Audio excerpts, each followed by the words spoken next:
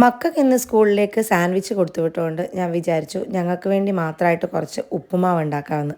അതാകുമ്പോൾ വേഗത്തിൽ പണിയും കഴിയുമല്ലോ.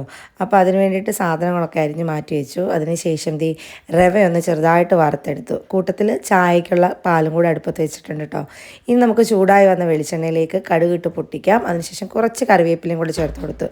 ഇനി നമുക്ക് സവോളയും ക്യാരറ്റും തക്കാളിയും ഇഞ്ചിയും ഒക്കെ ഒന്ന് വഴറ്റിയെടുക്കാം. ഇത് നന്നായിട്ട് വഴന്നു വരുമ്പോൾ കുറച്ച് മഞ്ഞൾപ്പൊടിയും കൂടി ഇട്ട് ഒന്ന് മൂപ്പിച്ചെടുക്കണം.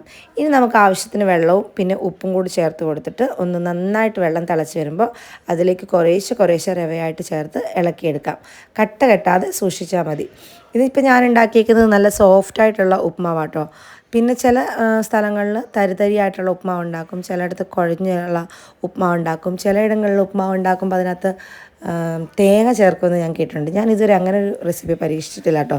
ഇനിയൊന്ന് ചെയ്ത് നോക്കണം. ഇവിടെ തേങ്ങയോട് അങ്ങനെ വലിയ താല്പര്യം ആർക്കും ഇല്ലാത്തതുകൊണ്ടാണ് ഇതുവരെ ഞാൻ ഉണ്ടാക്കി നോക്കാത്തത്. അപ്പോൾ ഇന്നെന്തായാലും ഞങ്ങളുടെ ബ്രേക്ക്ഫാസ്റ്റ് റെഡി ആയിട്ടുണ്ട്. നല്ല ചൂട് ചായയുടെ കൂടെ ഉപ്പുമാവിന് വേറെ കറിയൊന്നും ഉണ്ടാക്കിയില്ല കേട്ടോ. കുറച്ച് പഞ്ചസാരം കൂടെ ഇട്ടിട്ട് ഇന്നത്തെ ബ്രേക്ക്ഫാസ്റ്റ് അപ്പം എന്തായാലും ആയിട്ടുണ്ട്. ഇന്നത്തെ കുട്ടി വീഡിയോ ഇത്രയേ ഉള്ളൂ കേട്ടോ.